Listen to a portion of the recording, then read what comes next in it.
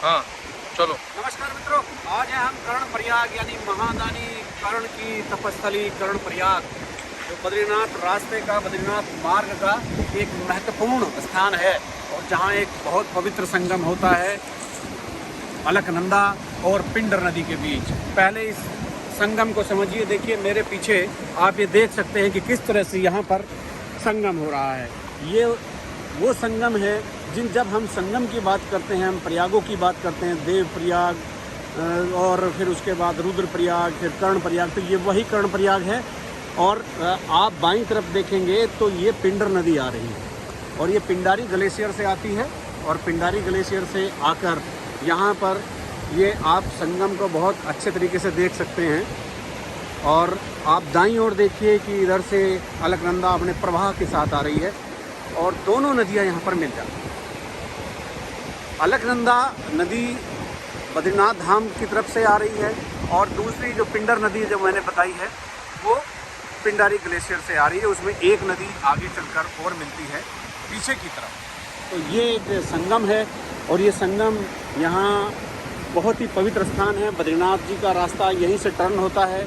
यहाँ जब कर्णप्रयाग आते हैं तो एक रास्ता दाहिनी ओर शहर से चला जाता है, गैरसैंण, अल्मोड़ा, कुमाऊं की तरफ चला जाता है, एक दूसरा ग्वालदम जाता है। और फिर जब हम बाईं तरफ पिंडारी नदी को क्रॉस करते हैं तो हम आ जाते हैं बद्रीनाथ हाईवे। अब ये जो यहाँ पर संगम है, इस संगम की बात थोड़ी सी करते हैं। संगम ये इसलिए है कि यहाँ महादानी कर्ण यानी महाभारत के बहुत मुख्य पात्र जो थे, उन्होंने यहाँ पर तपस्या की थी, ध्यान किया था और उन्हीं के नाम पर यहाँ एक प्रसिद्ध कर्ण मंदिर है जहाँ लोग पूरी आस्था लेकर पूजा याचना और सब चीज़ें, धार्मिक गतिविधियाँ, धार्मिक कर्म कांड करने आते हैं। महादानी कर्ण को कौन नहीं जानता। महाभारत में किस तरह से उसने वीरता से युद्ध लड़ा था और उसने बताते हैं कि उस युद्ध से पहले यहाँ पर आकर ध्यान किया था और तब उनकी याद में यहाँ पर एक मंदिर बनाया गया। अब ये जो कर्ण प्रयाग है ये भी मैंने जैसा अभी थोड़ी देर पहले बताया एक तमाम प्रयागों में से एक है। और अगर हम प्रयागों की बात करते हैं तो सबसे पहले आपको चलना होगा ऊपर जोशीमठ की तरफ। जोशीमठ के पास विष्णु प्रयाग है।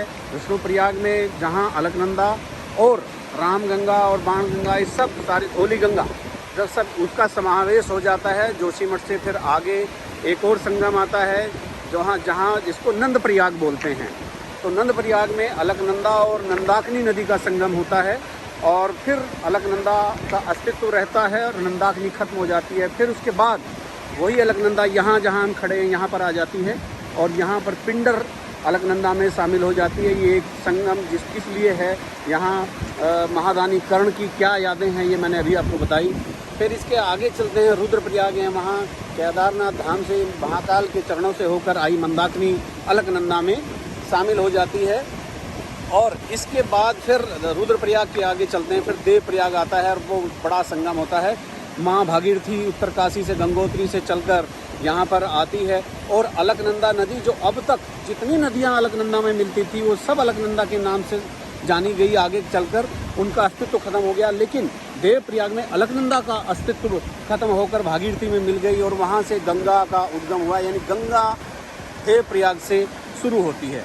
यानी भागीरथी जो है अलकनंदा और भागीरथी के संगम को देवप्रयाग में जब हुआ तो वहाँ से माँ गंगा, जो पतित पावनी, जो पूरी जीवनदायिनी है, मोक्षदायिनी है, उसका अपना अस्तित्व आ जाता है और जो वो नेपाल से होती हुई कोलकाता और गंगा सागर में विलीन हो जाती है।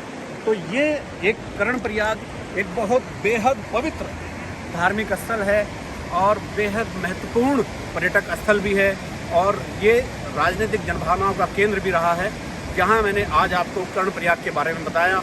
फिर किसी समय किसी और स्थान के बारे में बातचीत करने के लिए मिलेंगे। तब तक दीजिए इजाज़त। नमस्कार।